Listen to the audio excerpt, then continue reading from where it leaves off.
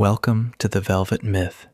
I'm your host, Adam, and I'm so glad you've chosen to spend part of your evening here with me. I hope tonight's story offers you a gentle escape and carries you peacefully toward a restful night's sleep. Before we begin, I'd love to hear where you're listening from. Leave a comment below and let me know. It's always a joy to see how this quiet little community reaches across countries, cities, and time zones. And a heartfelt thank you to Oliver for bringing tonight's story to life with his narration. Now, make yourself comfortable and allow the world beyond this moment to fade into the background. Settle into the familiar comfort around you, where the quiet of the evening gently invites you to slow down. Feel the warmth of your blankets, the steady support beneath you, and the peaceful stillness that surrounds you. Take a slow, easy breath. Let your shoulders soften. Release any tension from your jaw and allow your eyelids to grow pleasantly heavy. With each gentle exhale, imagine the worries of the day drifting farther away, replaced by a growing sense of warmth, calm, and ease. As your body relaxes more deeply, let your thoughts become lighter, carried effortlessly by the gentle rhythm of tonight's tale. There's nowhere you need to go, nothing left to accomplish. Only this quiet moment, this comforting space, and the peaceful promise of sleep drawing a little closer with every breath. So settle in, breathe slowly, and simply let yourself drift.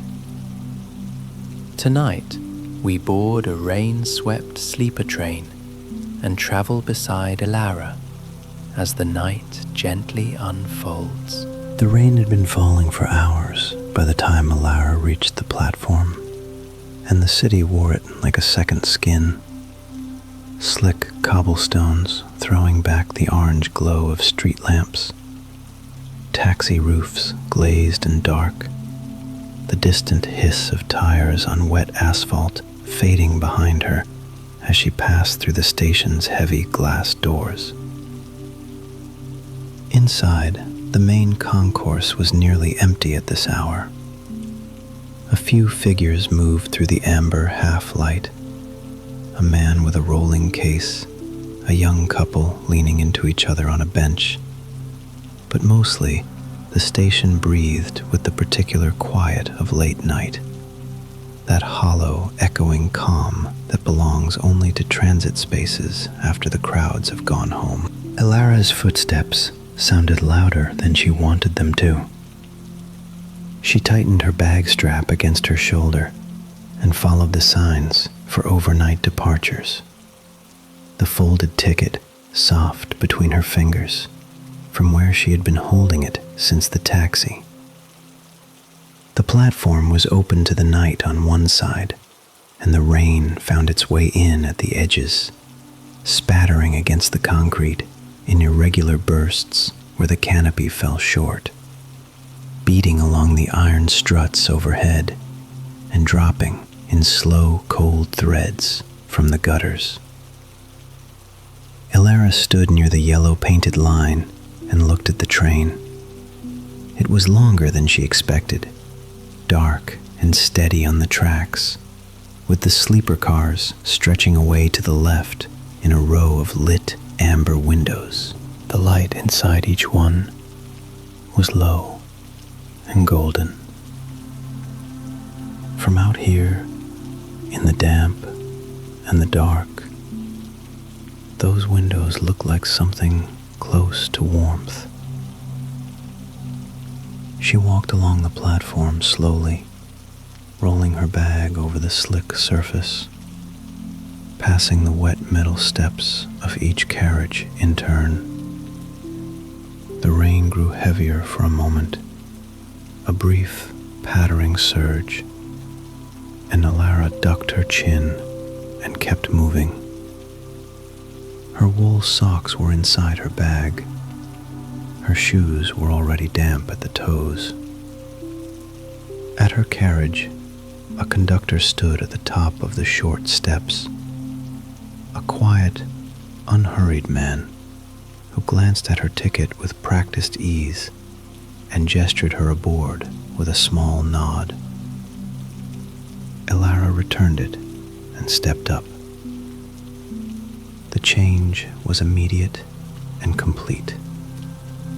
Warm air met her, not aggressively heated, but simply indoor warm, the kind that settles against cold skin like a held breath finally let go. With it came a smell she hadn't expected to feel anything about. Polished wood, faintly, and something older underneath it, like upholstery that had absorbed the warmth of 10,000 journeys. The corridor was narrow and dim, lit by small amber lights set low along the wall near the floor, and the hum of the train's idling engine moved through the soles of her feet in a slow, barely there vibration. Alara moved down the corridor toward her compartment, one hand trailing the wall for steadiness. Behind her, she heard the carriage door close, a soft, definitive sound, like the last page of a chapter turning. The platform noise fell away. The rain still streaked the window at the corridor's end, still fell somewhere outside in the dark, but it was out there now, and she was in here, and the difference between the two felt, just for a moment, like something very close to relief. She found her compartment number and paused with her hand on the latch. Alara pressed down the latch and let the compartment door slide open. The space inside was small, smaller than she remembered from the booking confirmation, smaller than anything she lived with during ordinary days. And yet, something about its smallness felt deliberate, almost generous. A single bunk had been made up along the left wall, the bed turned down with quiet precision. A thin wool blanket folded in a neat rectangle at the foot. A narrow pillow centered at the head. A crisp white edge of sheet folded back like a waiting invitation. A hinged wooden shelf jutted from the wall at seated height, just wide enough for a cup or a book. Above the bunk, a small reading lamp glowed at its lowest setting, warm amber, barely brighter than candlelight, as though it had been dimmed specifically for someone already halfway towards sleep. Alara stepped inside and slid the door closed behind her. The corridor sounds, that faint ambient hum of other passengers, a distant cough, the creak of someone else's footsteps, softened and then disappeared, and the compartment sealed itself around her like cupped hands.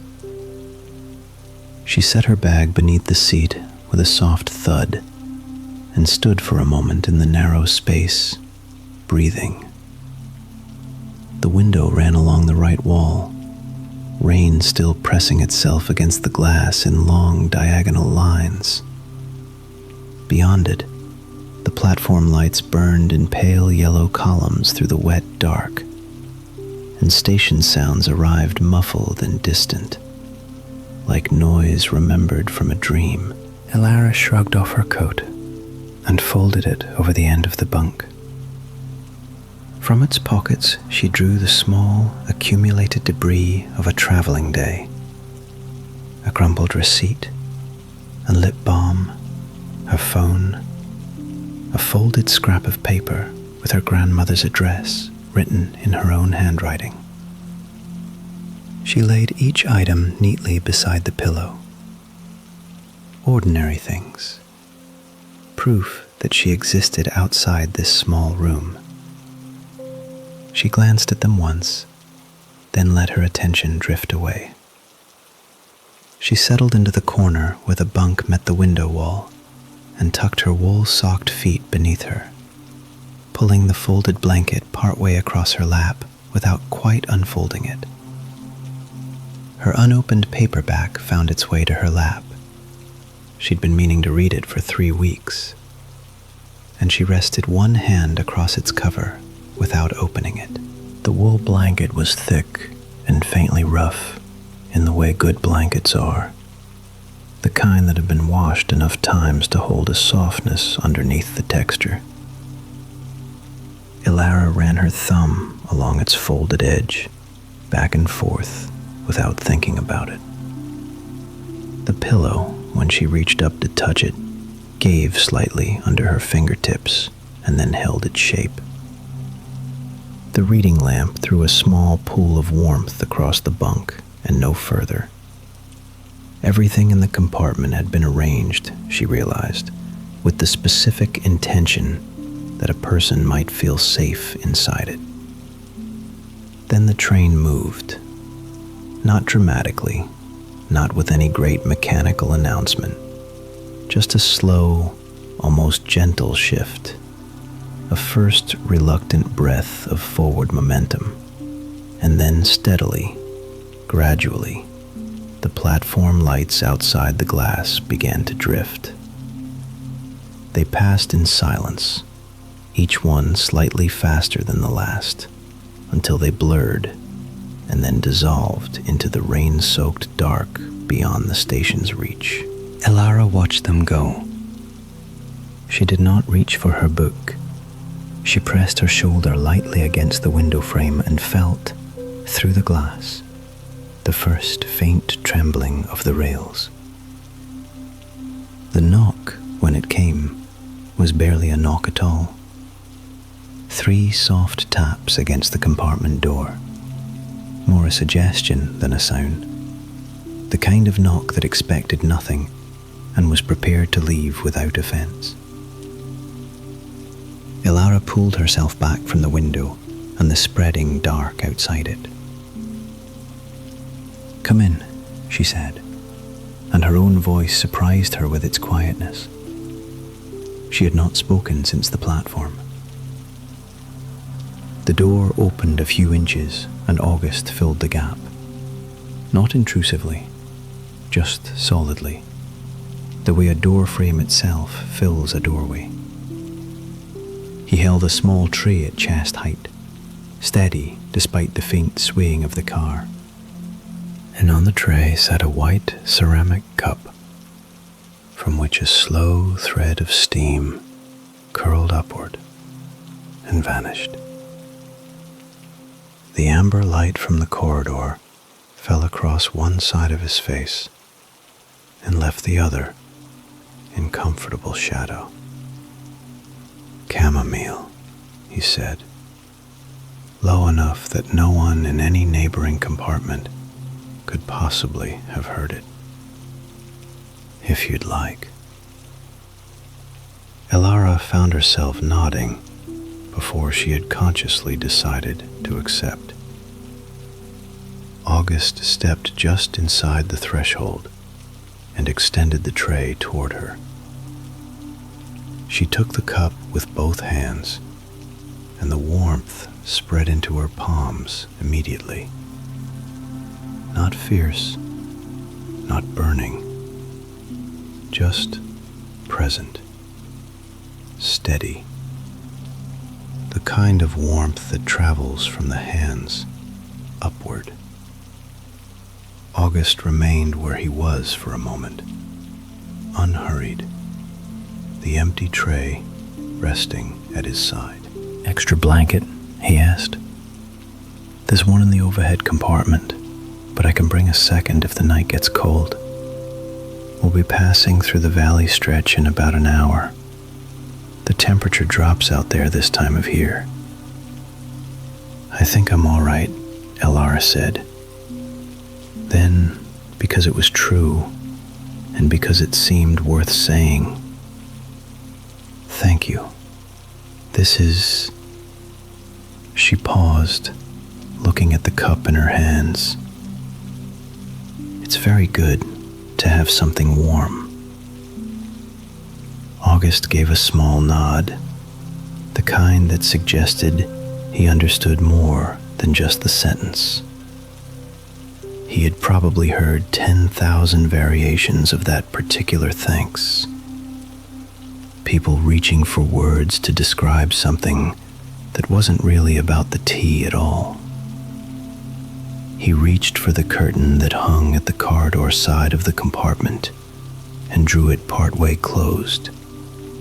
Not entirely, leaving just a narrow panel of car door light visible along one edge. Enough to know the world was still there, without being bothered by it. Sleep well, he said simply. And then he was gone, his footsteps moving away down the corridor with a soft rolling shuffle that faded unhurriedly until the train's own sounds absorbed it completely. Elara sat for a moment with the curtain at its new angle and the cup warming her hands, and she felt something she could not quite have named if asked directly. It was something in the vicinity of being looked after, not managed or handled, looked after. The way a lighthouse looks after a coastline without ever touching it. Outside the windows now, the last of the city's glow had thinned and then finally gone.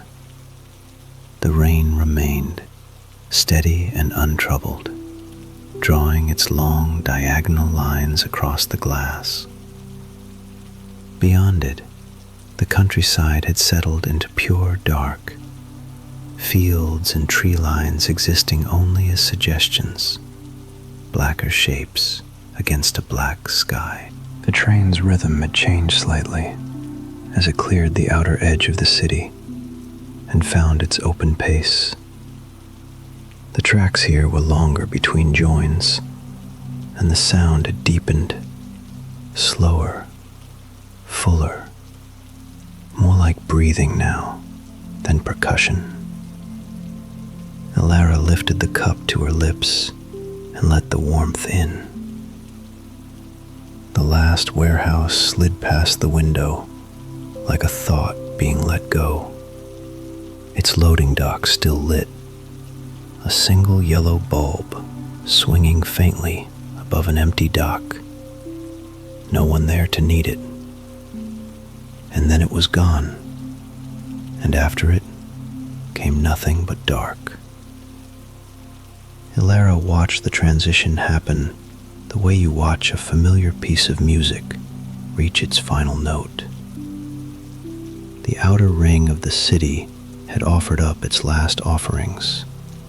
A water tower, a chain-link fence strung with rain, the pale rectangle of a road sign too brief to read, and then simply ended, as though the world had exhaled and decided not to replace what it had breathed away.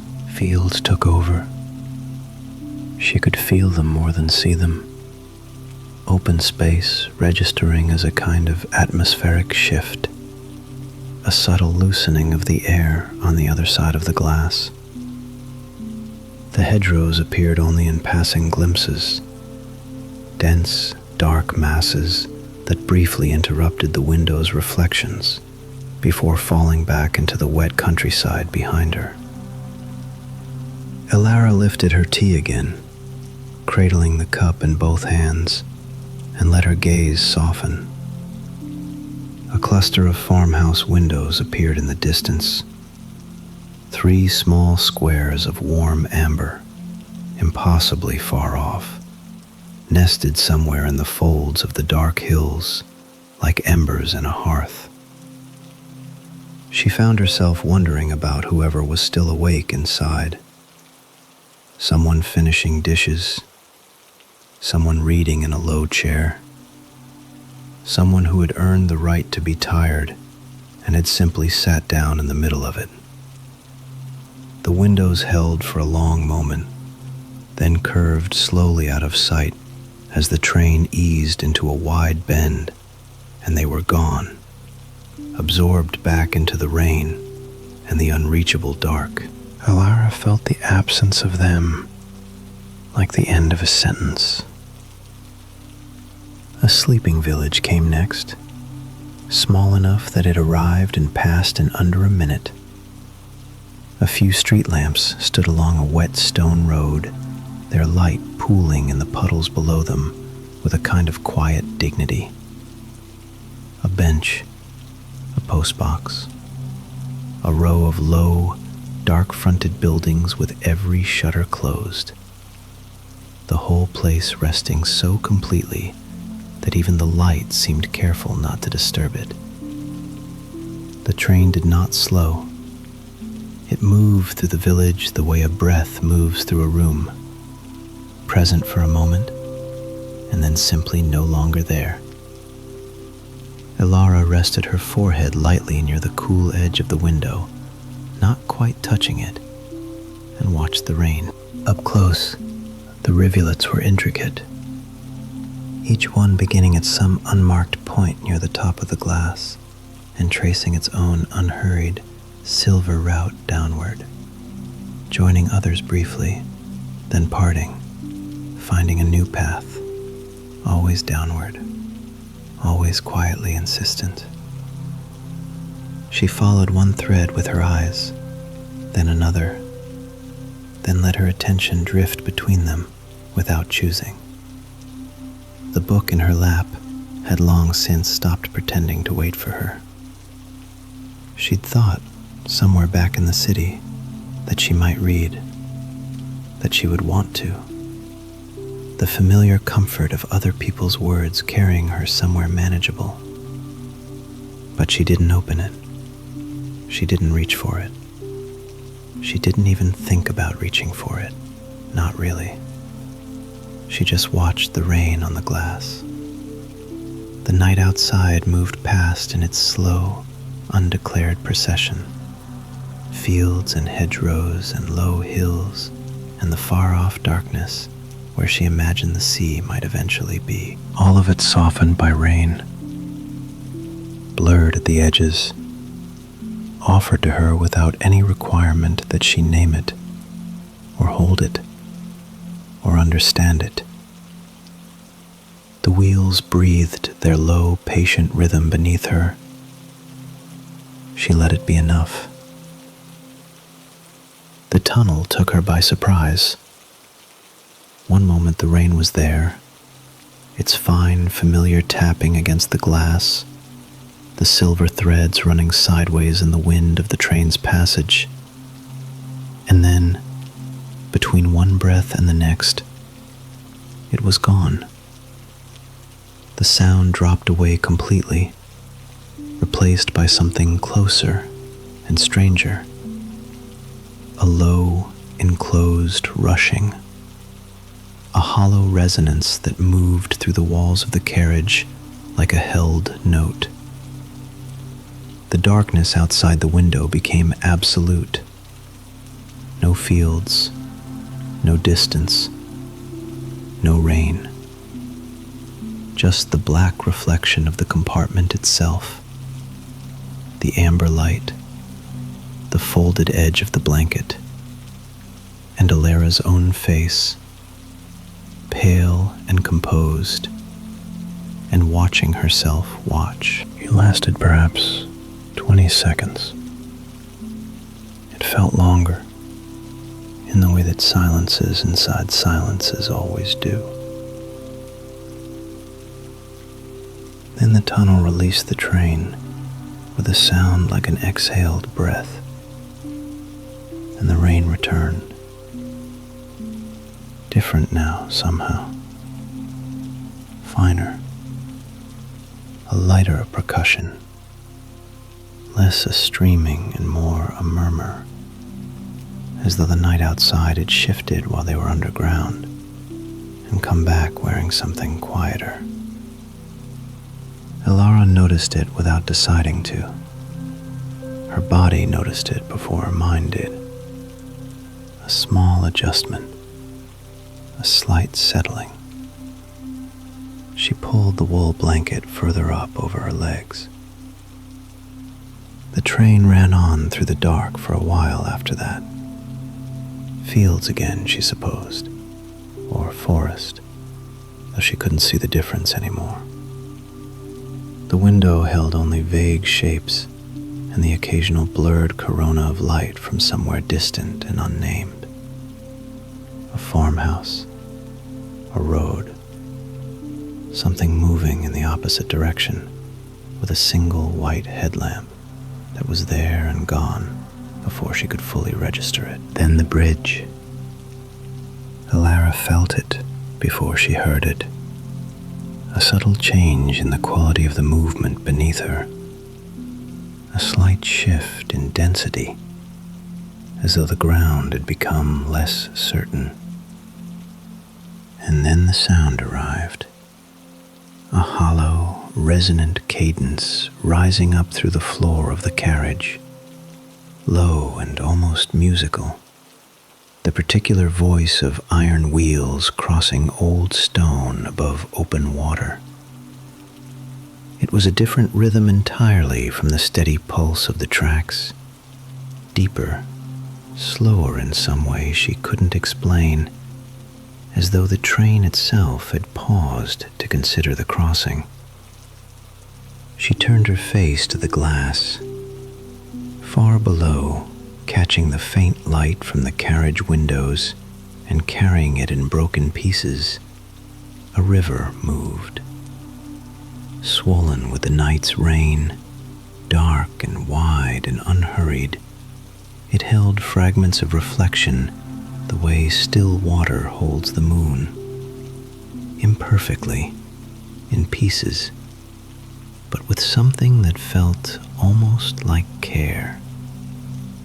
She watched the black water slide beneath the bridge and disappear, and there was something about the size of it, the river's indifference to the hour, its patient continuation toward whatever coast or valley or confluence waited for it, that made her chest feel looser than it had in a long while. The bridge sound faded. The regular rhythm of the rails returned, familiar now, almost comforting in the way only repetition can be comforting. Elara settled deeper into the seat. The train was rounding a long curve. She could feel it. The gentle lean of the carriage, the slight shift in the rain's angle against the glass. The world outside tilted and slowly righted itself.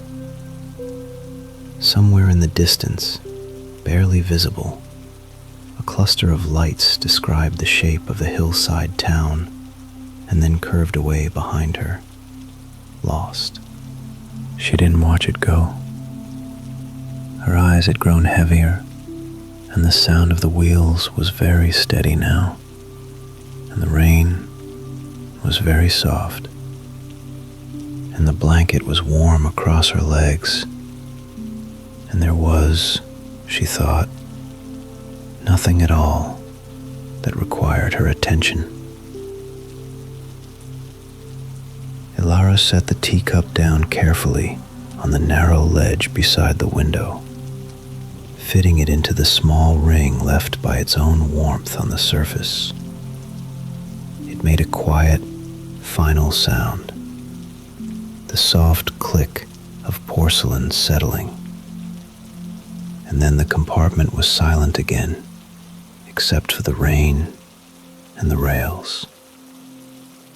She drew the blanket up higher, tucking the edge beneath her arms, and felt the warmth redistribute itself around her like something patient and generous.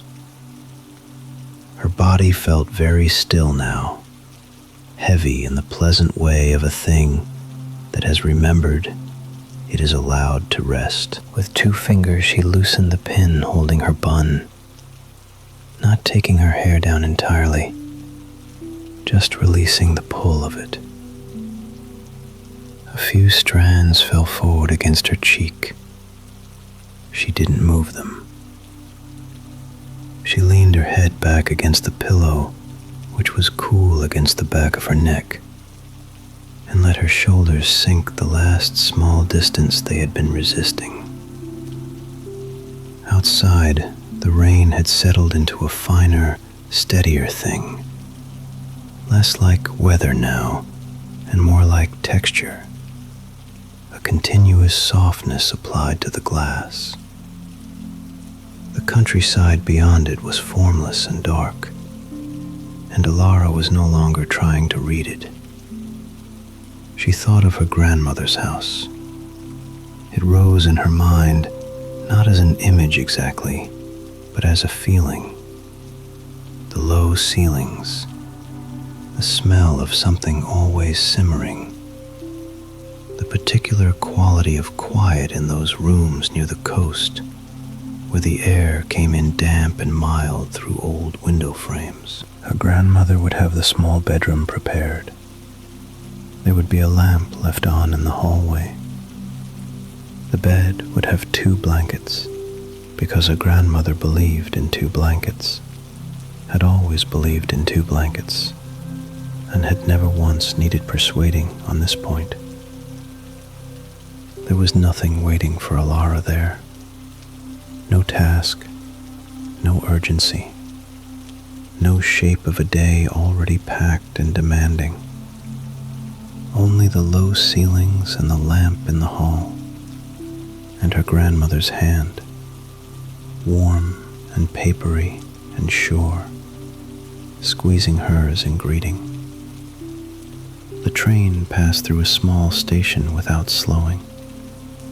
Alara watched the lamps of it slide by, 4 or 5 amber pools of light, a platform empty in the rain, a sign she couldn't read in time.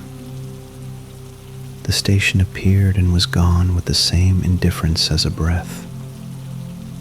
No one boarded, no doors opened. The train simply continued, holding its course, as though the stopped world outside were a matter of mild interest and nothing more.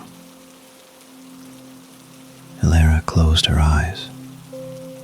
The sound of the wheels filled the space behind them.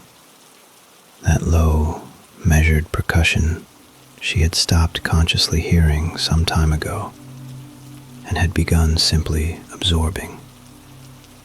It moved through the seat, through the blanket, through the small bones of her spine. It was the sound of forward motion that required nothing from her. That was the thing. The train moved, and she did not have to move it. She opened her eyes once, briefly. The compartment was the same dim amber it had been, and the rain was the same soft rain, and the night beyond the glass was whole and dark and ongoing. Everything was continuing without her effort. Alara let her eyes close again. This time they stayed closed a little longer. Her breathing deepened, almost imperceptibly. The blanket rose and fell. The train carried her on through the quiet, unhurried dark, and the rain kept its gentle, tireless count against the glass. The book went first. Alara felt it happen without quite meaning it to.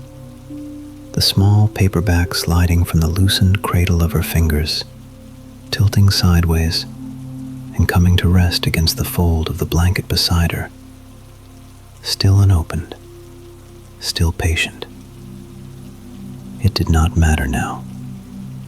She made no move to retrieve it. Outside, The countryside continued its dark and wordless passing. A light appeared somewhere far across a field, a farmhouse perhaps, a single lit window in all that blackness, and then it was gone, swallowed by distance and rain before Alara could decide what to make of it. It had simply been there, briefly, and now was not, and the train carried her onward, regardless. From somewhere in the corridor came the softest sound, barely more than a suggestion of movement. A gentle creak of floorboards, the faint shift of a door finding its frame. August, she understood, without opening her eyes, moving through his late rounds in that careful, unhurried way of his, the shuffle of someone who had long ago learned how to exist without disturbing the quiet around him. The sound did not come closer. It drifted past, and then the corridor was silent again, and the silence was a kind one.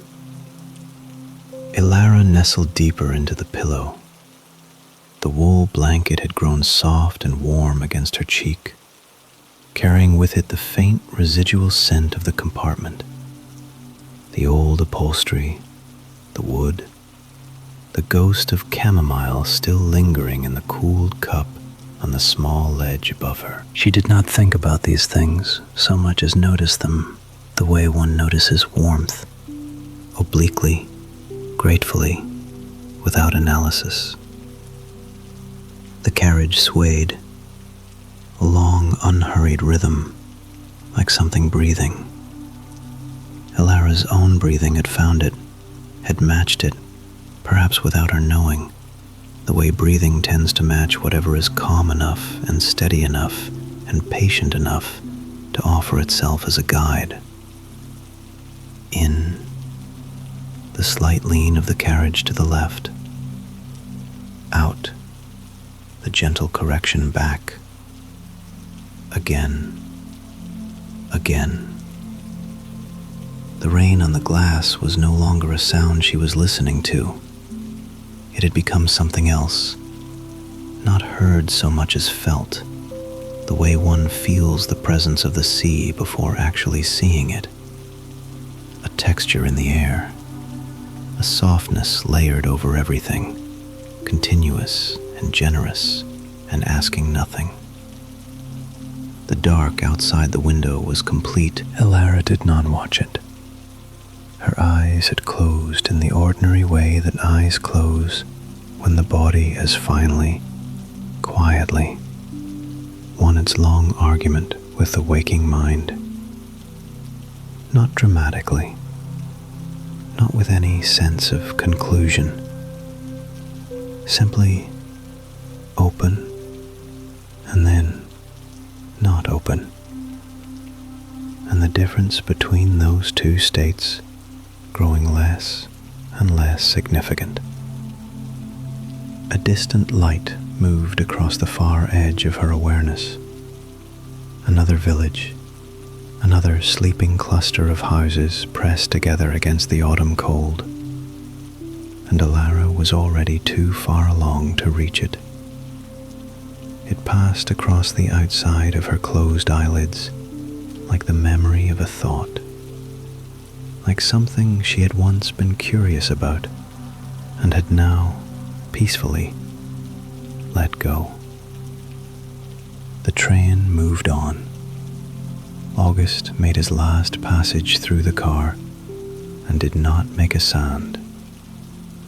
The rain canted its soft, innumerable count against the glass, and Alara slept, carried through the dark countryside on that steady, unhurried heartbeat of wheels and iron and rain. Not arrived, not yet, but held inside the going of it, which was its own kind of home, its own kind of enough, rolling gently on toward morning, through the patient, quiet, dark.